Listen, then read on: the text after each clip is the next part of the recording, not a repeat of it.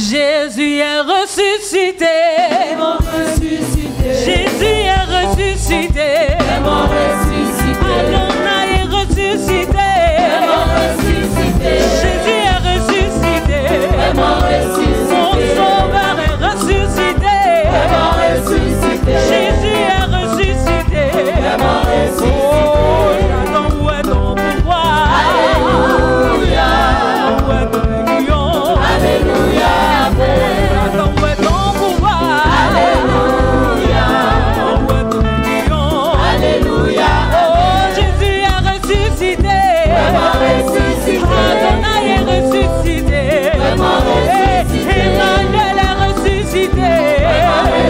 Oh, Jésus est ressuscité. Oh, Satan, où est ton pouvoir? Alléluia. Où est ton lion? Alléluia. Oh, Satan, où est ton pouvoir? Alléluia. Où est ton lion? Alléluia. Est-ce que tu peux célébrer la résurrection de notre Seigneur Jésus?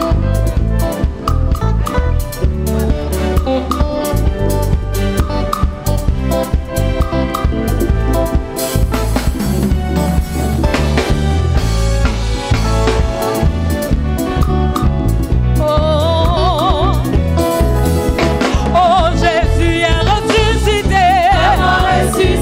Jésus est ressuscité. Est-ce que tu peux célébrer? Jésus est ressuscité.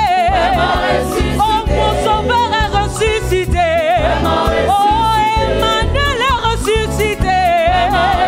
Mon sauveur est ressuscité. Oh, Satan, où est ton pouvoir? Alléluia. Où est ton lion? Alléluia. Oh, Satan, où est ton pouvoir? Alléluia. Où est ton lion? Alléluia. Ah, célèbre ta résurrection de ton Dieu. Célèbre-le.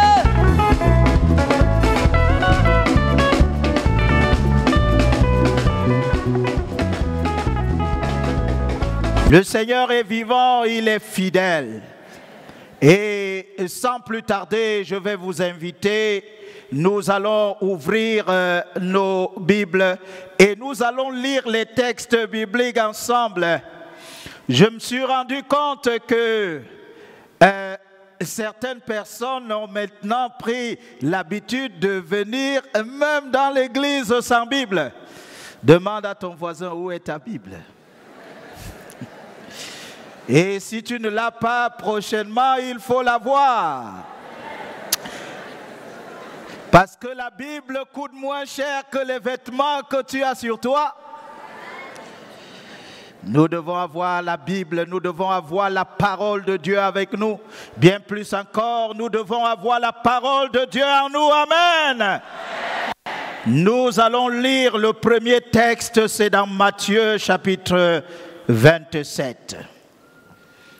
Et s'il vous plaît, mettez-vous debout et nous allons lire en chœur.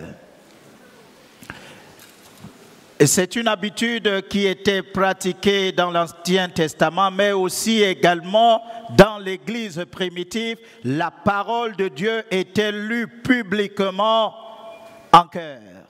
Alors, nous lisons dans Matthieu chapitre 27, à partir du verset 50 jusqu'à 53, et nous irons au chapitre 28. Donc, soyez patients avec moi. Dès que je vais donner les différents passages, nous allons les lire ensemble.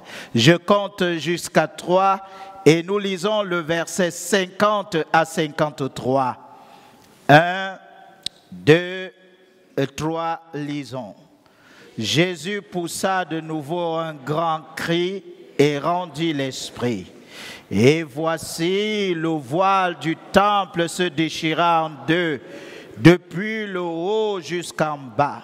La terre trembla, les rochers se fendirent, les sépulcres s'ouvrirent, et plusieurs corps des saints qui étaient morts ressuscitèrent, étant sortis des sépulcres, Après la résurrection de Jésus, ils entrèrent dans la ville sainte et apparurent à un grand nombre de personnes. Allons-y au chapitre 28, versets 1 à 10, s'il vous plaît. Allons-y.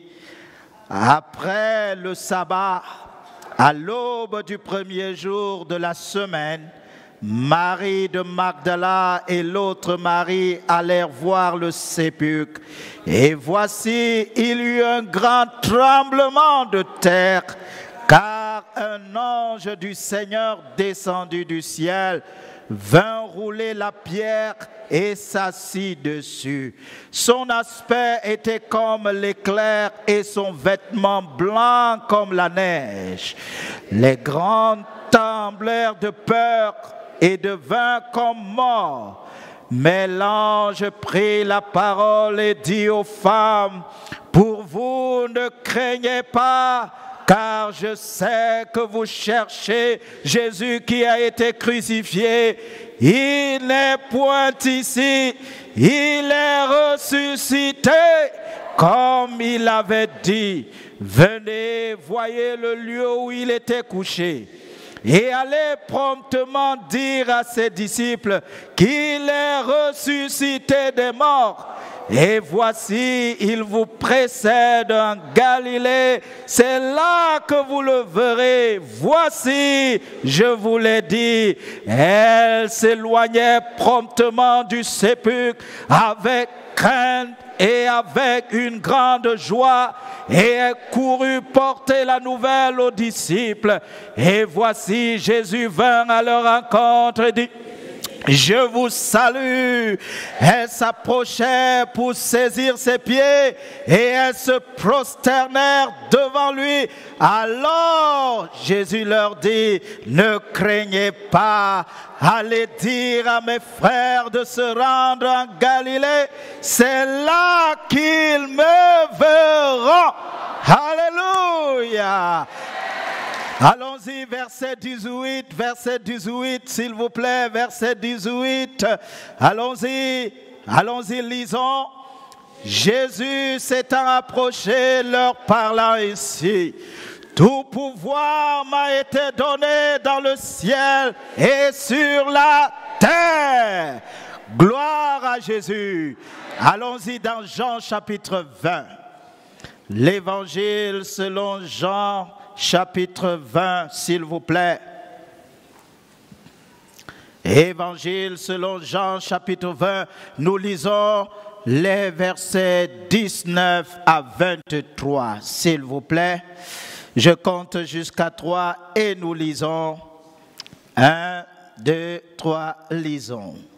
Le soir de ce jour, qui était le premier de la semaine, les portes du lieu où se trouvaient les disciples étant fermées à cause de la crainte qu'il y avait des Juifs, Jésus vint, se présenta au milieu d'eux et leur dit, « La paix soit avec vous. » Et quand il y dit cela, il leur montra ses mains, son côté. Les disciples furent dans la joie en voyant le Seigneur.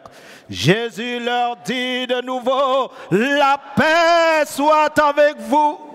Comme le Père m'a envoyé, je vous envoie aussi. » Après ces paroles, il souffla sur eux et leur dit, « Recevez le Saint-Esprit. Ceux à qui vous pardonnerez les péchés, ils leur seront pardonnés. Et ceux à qui vous les retiendrez, ils leur seront retenus. » Romains chapitre 8, s'il vous plaît. Romains chapitre 8. Romains chapitre 8. Nous allons lire le verset 11 à 14. Romains chapitre 8, verset 11 à 14. Je compte jusqu'à 3, nous lisons. 1, 2, 3, lisons. « Et si l'esprit de celui qui a ressuscité Jésus d'entre les morts habite en vous, celui qui a ressuscité Christ d'entre les morts rendra la vie à vos corps mortels par son esprit qui habite en vous. Ainsi donc, frères, nous ne sommes point redevables à la chair pour vivre selon la chair.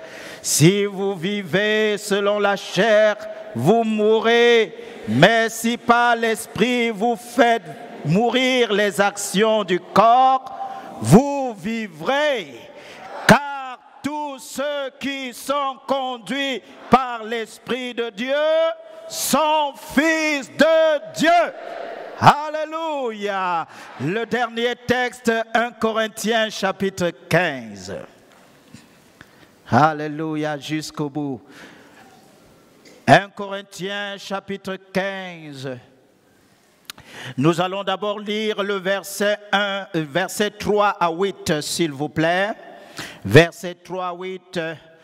1 Corinthiens chapitre 15, verset 3 à 8. 1, 2, 3, lisons.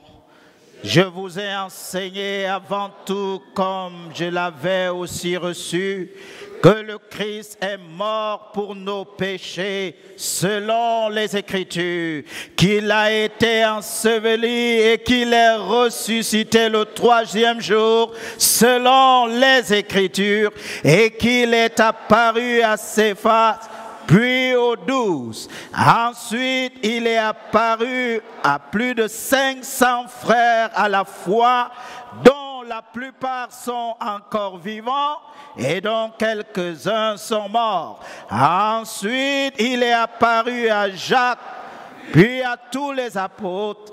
Après eux tous, il m'est apparu aussi à moi comme à l'avorton.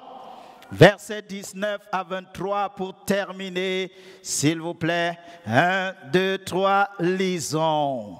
Si c'est dans cette vie seulement que nous espérons en Christ, nous sommes les plus malheureux de tous les hommes. Mais maintenant, Christ est ressuscité des morts et il est les prémices de ceux qui sont morts. Car puisque la mort est venue par un homme, c'est aussi par un homme qu'est venue la résurrection des morts. Et comme tous meurent en Adam, de même aussi tous revivront en Christ. Mais chacun en son rang, Christ comme prémisse, puis ceux qui appartiennent à Christ lors de son avènement. Baissons nos têtes en prière pendant que nous restons debout. Qu'est-ce que tu attends de Dieu ce matin? Qu'est-ce que tu veux expérimenter en Dieu? Je voudrais t'inviter d'être intentionnel.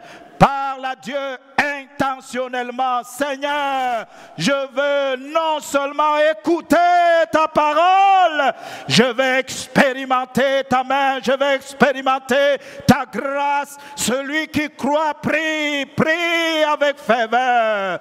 Marebo satarira, oriala bakandaïla. Seigneur, je prie que ton esprit me rende ministère. Ouvre mon esprit, ouvre mon entendement, ouvre mon cœur. Dispose ton peuple en ce moment pendant que nous recevons la parole de vie, la parole de résurrection, la parole de transformation. Père, donne-nous d'être sensibles. Marekataria là-bas. Oh Dieu, nous ouvrons nos cœurs à toi. Béni sois-tu, loué sois-tu, adoré sois-tu. Makaterina la makata, Saint et l'Éternel. Alléluia. Au nom de Jésus.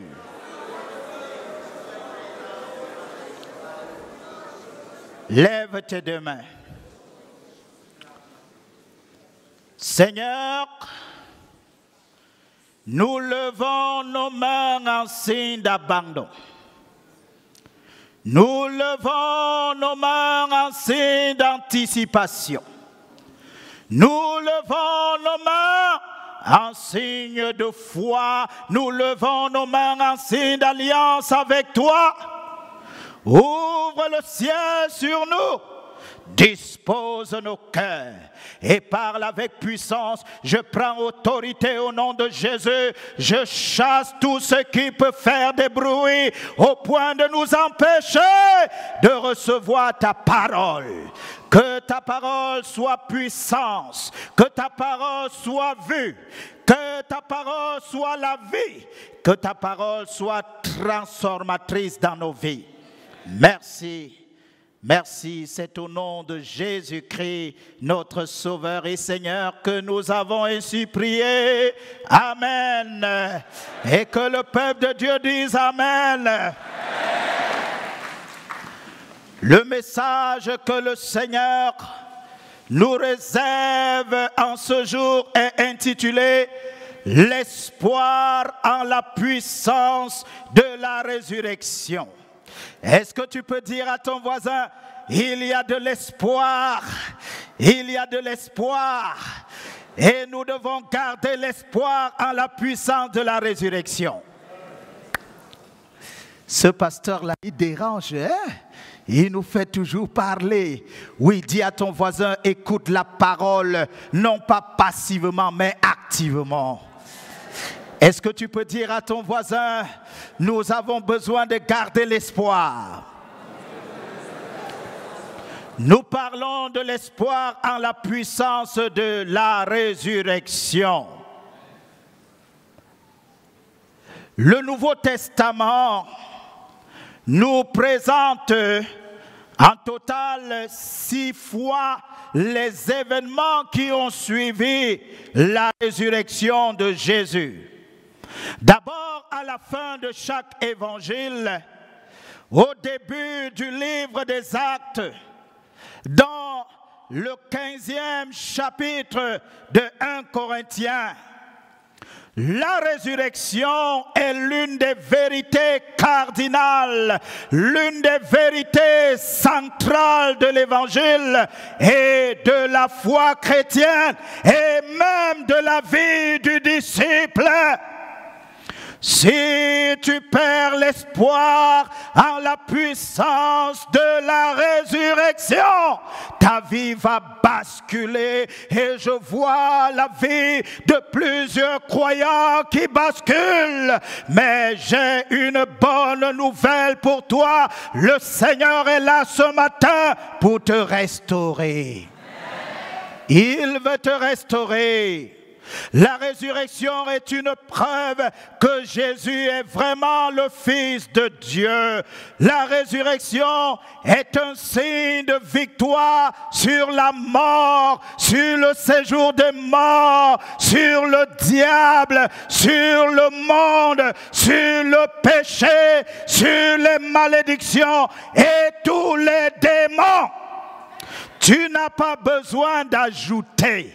Tu n'as pas besoin de l'eau pour ajouter. Tu n'as pas besoin du sel pour ajouter. Tu n'as pas besoin de la cendre pour ajouter. Parce que Jésus a tout accompli à la croix. Et l'œuvre achevée de Jésus est toute suffisante pour tout ce dont tu as besoin. Est-ce que tu peux le dire aux voisins? L'œuvre achevée de Jésus est toute suffisante pour toi. Tu n'as pas besoin d'ajouter. La résurrection de Jésus, c'est la garantie de l'efficacité de la mort rédemptrice. Ça veut dire que le prix a déjà été payé et Dieu a accepté le prix payé. Parce que la rançon n'a pas été payée à Satan, la rançon a été payée à Dieu pour ta libération. Amen. Amen. La résurrection communique aux chrétiens aux disciples l'espoir de sa propre résurrection. Parce que Jésus est ressuscité, tu as l'espoir de ta propre résurrection. La mort n'est pas la fin de l'histoire. La mort physique n'est qu'une transition. La mort physique n'est qu'un sommeil. Lorsqu'un croyant meurt, il n'est pas mort, il se repose.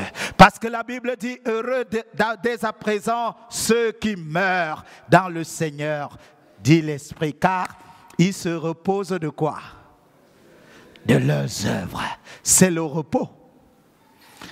Parce que la puissance de la résurrection est à l'œuvre et un jour tu vas ressusciter. Beaucoup de croyants sont emballés par la crainte de la mort, une peur bleue.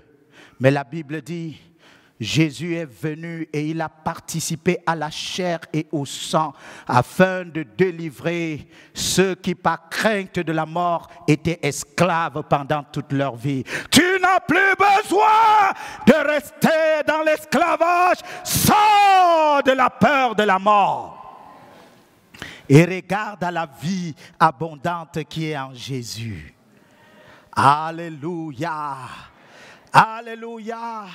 Nous devons vivre avec l'espoir. Demande à ton voisin, mais c'est quoi l'espoir? Est-ce que tu peux m'aider à dire à ton voisin en 2 minutes ce que c'est que l'espoir? Qu'est-ce que tu entends en 2 minutes? Dis à ton voisin. Je voudrais que vous puissiez échanger, c'est quoi l'espoir? Quelle est ta compréhension de l'espoir? Vous voyez, ce sont des termes que nous utilisons constamment, mais nous avons besoin de les comprendre. C'est quoi l'espoir? Je voudrais que vous puissiez me faire une faveur, s'il vous plaît. Prenez un micro, vous allez donner à n'importe qui, mais vous allez seulement dire ce que votre voisin a dit. Non pas ce que vous-même vous avez dit. Donc prenez la peine de bien saisir ce que votre voisin est en train de dire. Ça s'appelle la communion et l'échange. Alléluia. Alors rapidement, s'il vous plaît, vous allez simplement dire ce que votre voisin a dit. C'est quoi l'espoir? Allô? Un peu rapidement, s'il vous plaît. Alléluia. Amen. Selon moi. Non, selon ton voisin. Selon mon. Il faut respecter les principes et les instructions. Est-ce que le voisin a dit? Amen. Selon le voisin, l'espoir, quand on parle d'espoir, c'est que on est destiné soit à mourir ou à quelque chose qui nous attend qui est mauvais en fait. Et l'espoir, c'est comme on croit en quelque chose qui va nous sauver ou même nous délivrer de cette mort-là. Ok, merci. Bon, merci pour leur participation. Je vais vous demander de leur donner les acclamations marteau, marteau, marteau. Comme ça. Comme ceci, les acclamations marteau. Merci. Une dernière intervention. Un autre voisin. Pourquoi tu restes seulement en haut à l'estrade? Va vers le peuple. Merci.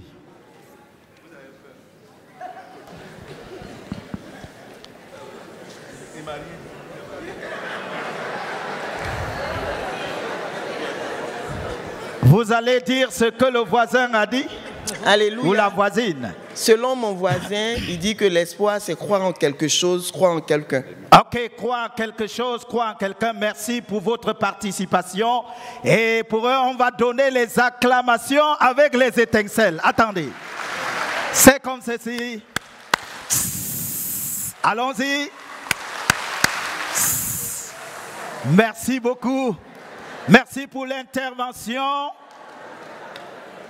Mais tenez ceci et notez clairement parce que cela va vous aider.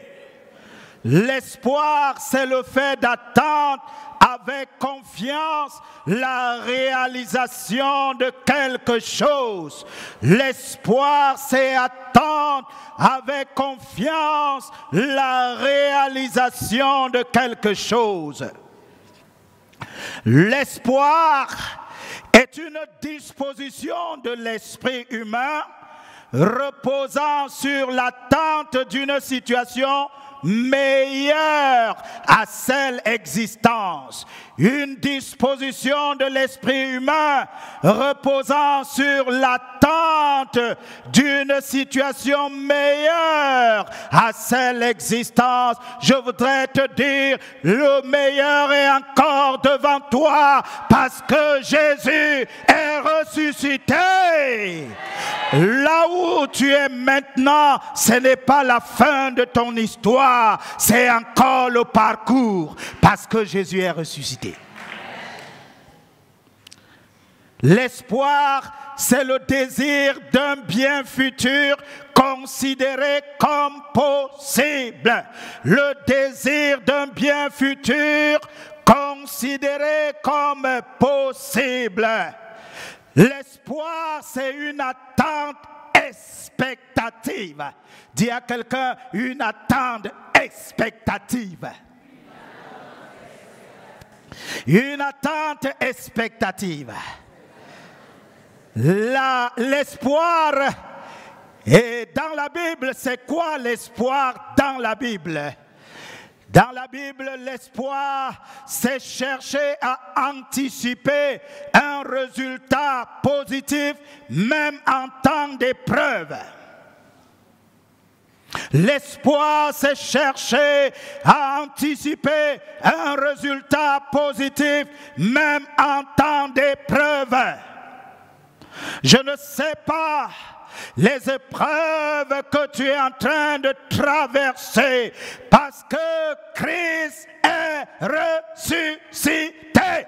Tu dois anticiper un résultat positif.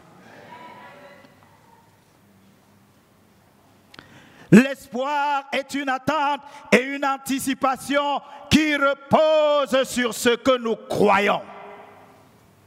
Une anticipation qui repose sur ce que nous croyons.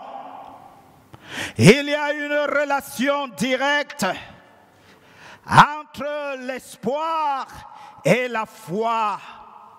Oui, l'espoir et la foi.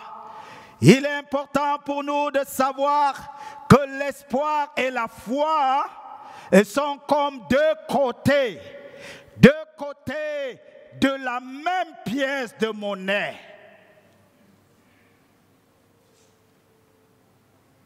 Un peu comme différents, mais se complétant. Parce que la foi et l'espoir sont distincts, mais intimement liés. La foi est une confiance totale en quelque chose. Dis à quelqu'un, la foi est une confiance totale en quelque chose. Ou en une personne. Alléluia. La foi implique le consentement intellectuel à une série de faits et la confiance en ces faits-là. Le consentement intellectuel à une série de faits et la confiance en ces faits-là. Mais l'espoir est bâti sur la foi. L'espoir est bâti sur la foi. L'espoir, c'est la ferme et sérieuse anticipation qui vient avec la croyance en quelque chose de bien qui va se passer. L'espoir est une conviction qui émane de la foi. Alléluia. Alléluia. Nous ne pouvons donc pas parler de l'espoir sans parler de la foi. L'espoir est une assurance paisible Bible que quelque chose qui ne s'est pas encore produit va certainement se passer. Je le sais, quelque chose de bien va arriver. Je le sais, quelque chose de bien va se passer dans ta vie. Parce que Jésus est ressuscité. Alléluia. Alléluia. Romains chapitre 8 verset 25 dit, mais si nous espérons ce que nous ne voyons pas, nous l'attendons avec persévérance. Il faut la persévérance dans notre vie. Nous devons avancer dans la persévérance. Voici une petite illustration entre l'espoir et la foi. Je prends un exemple. Un père dit à son fils, demain, nous irons au restaurant. Il dit à son fils, demain, nous irons au restaurant. L'enfant croit qu'il ira au restaurant sur la base de la parole de son père. C'est ça la foi. Alléluia. Alléluia. Le père dit à l'enfant, demain nous irons au restaurant. L'enfant croit qu'il ira au restaurant sur la base de la parole de son père. C'est ça la foi. En même temps, cette croyance en l'enfant allume et ranime une joie irrésistible, au point qu'il commence à raconter à ses camarades, j'irai au restaurant demain avec papa. Si papa le veut, nous irons même ensemble. Il commence à les inviter. C'est ça l'espoir. Dieu a parlé dans sa parole. Dieu s'est révélé à toi. Crois, étant fondé sur sa parole. Et garde l'espoir. Alléluia. Amen. Amen. Notons bien ceci. La foi est fondée sur la réalité du passé.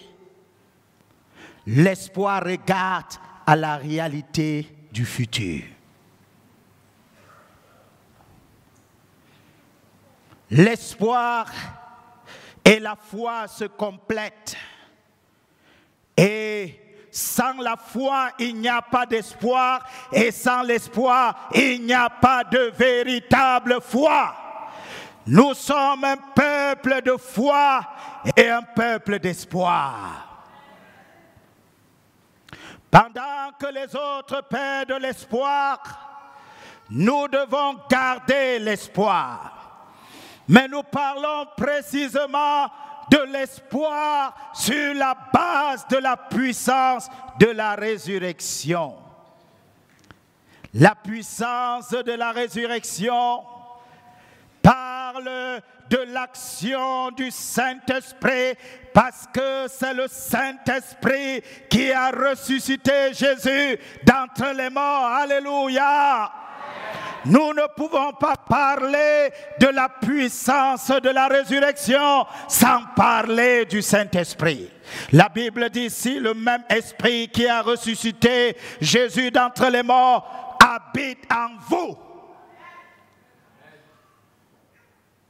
Nous avons donc besoin, lorsque nous considérons la puissance de la résurrection, la Bible dit, et si l'esprit de celui qui a ressuscité Jésus d'entre les morts habite en vous, celui qui a ressuscité Christ d'entre les morts rendra aussi à vos corps mortels par son esprit la vie.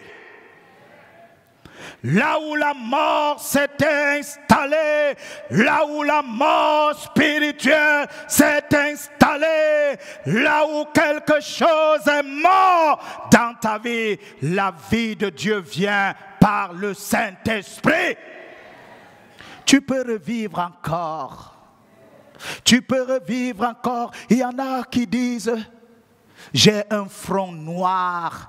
parce que l'avenir est obscur. Non, l'avenir n'est pas obscur. L'avenir est plein d'espoir parce que Jésus est là. Tu peux regagner l'espoir parce que le Saint-Esprit est là pour t'aider. La puissance de la résurrection, c'est dunamis. Oui, dunamis, une puissance en action. Une puissance qui produit des effets. Une puissance qui crée de l'impact. Parce que quand il y a eu la manifestation de la résurrection, la Bible dit, les tombeaux se sont fendus. La terre a tremblé. Les sépulcres se sont ouverts. Que tout ce qui est tombeau dans ta vie tremble au nom de Jésus. Que les sépulcres s'ouvrent. Parce que le Seigneur veut que tu expérimentes cette puissance. Là, une puissance dont la présence est remarquable. L'espoir en la puissance de la résurrection. Oh, cet espoir est essentiel pour toi et moi. Pourquoi? Parce que les fondements sont ébranlés. Dis à ton voisin, la pierre aussi est roulée. Dis à quelqu'un, Jésus n'est plus dans la tombe. Il est vivant, il est ressuscité, il est sur le trône. Et la Bible dit, il est ressuscité et il nous a fait asseoir avec lui dans les lieux célestes, au-dessus des principautés, des dominations. Tu n'as plus besoin d'avoir peur des bocas. Tu n'as pas besoin d'avoir peur de la sorcellerie. Tu n'as pas besoin d'avoir peur des incantations parce que tu es assis avec Jésus là-haut, au-dessus des forces. Tu n'as pas besoin d'avoir peur des fétiches. Tu n'as pas besoin de trembler devant les déclarations de malédiction. Pourquoi? Parce que à la croix, il s'est chargé de nos malédictions et il les a vaincus. Aucune malédiction n'a le droit de résister dans ta vie. Tu as seulement besoin de croire. Et celui qui croit, prie. Et celui qui prie, croit. Et celui qui croit, déclare. Amen. Amen. Si tu es d'accord, lève la main et crie Amen. La puissance de la résurrection brise le pouvoir des blocages. Aucun blocage n'est plus fort que la puissance de la résurrection. Je suis un peu perturbé des croyants qui courent ça et là, qui vont d'un homme à l'autre, d'un voyant à l'autre, d'un prophète à l'autre, parce qu'ils veulent être délivrés des blocages. Je voudrais te dire, tu es un enfant légitime de Dieu et il a payé le prix pour que tu sois libre, libre de tous les blocages. Crois, applique la parole de Dieu. Vous savez, voici de l'eau. J'ai soif. Mais cette bouteille de l'eau n'a aucun sens pour moi tant que cette bouteille reste accrochée ici. Ça n'a aucun sens pour moi. Ça n'a aucune valeur pour moi.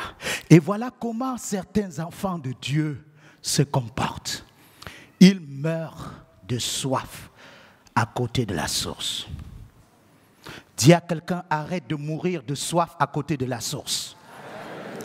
Tends la main, puise de l'eau et bois. Et là, tu passes de la connaissance à l'expérience. Beaucoup d'entre nous, nous avons la connaissance, Mais nous sommes des experts sans expérience. Drôle de situation. Imagine que quelqu'un vienne pour vous opérer et il vous dit: je suis un spécialiste de l'opération, mais je n'ai jamais opéré, c'est sur vous que je vais essayer.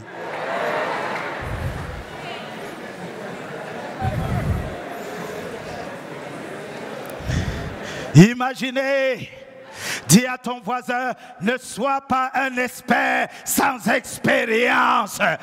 Alléluia. Et c'est par la foi que nous entrons dans l'expérience.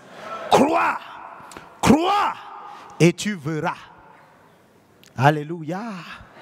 Alléluia. Cette puissance apporte la véritable consolation dans ta vie. Quand Jésus est ressuscité, il a trouvé les femmes qui pleuraient. Et l'ange a dit: ne pleurez plus. Alléluia. Ne pleurez plus. Femme, ne pleure plus. Ne pleure plus sur cet enfant qui te trouble. Homme, ne pleure plus sur cette situation qui te perturbe. Jésus veut te consoler. Jésus veut te consoler. Jésus veut essuyer tes larmes. Et même si tu dois pleurer, je te conseille, pleure à ses pieds. Parce qu'il est là pour te dire: ne crains rien. Cette puissance apporte la paix. Là où le trouble s'était installé, quand Jésus ressuscite, il dit: la paix soit avec vous. Cette puissance ouvre la porte à l'expérience de la manifestation du Saint-Esprit. Quand il ressuscite, il voit ses disciples, il dit: comme le Père m'a envoyé, moi aussi je vous envoie. Et il souffla sur eux: recevez le Saint-Esprit. Il y a plusieurs croyants qui ne sont pas baptisés du Saint-Esprit. Depuis longtemps, ils sont dans l'église. Ils n'ont jamais été remplis du Saint-Esprit. Ils ne parlent pas en langue. Parce que le signe initial, c'est le parler en d'autres langues. J'ai une bonne nouvelle. Le Seigneur veut te remplir ce matin. Le Seigneur veut t'inonder de son esprit ce matin. La puissance de la résurrection. En conclusion de ce message, il est possible d'avoir l'espoir. Nous devons nous réjouir et célébrer dans la louange et dans l'adoration la puissance de la résurrection. Notre espoir en la puissance de la résurrection est capital. Que cet espoir soit croissant dans ta vie au nom de Jésus. Puisses-tu t'engager à suivre le ressuscité aujourd'hui plus que jamais par le passé sur le chemin de l'espoir. Puisses-tu être béni dans l'espoir en la puissance de la résurrection. Alléluia. Amen. Amen.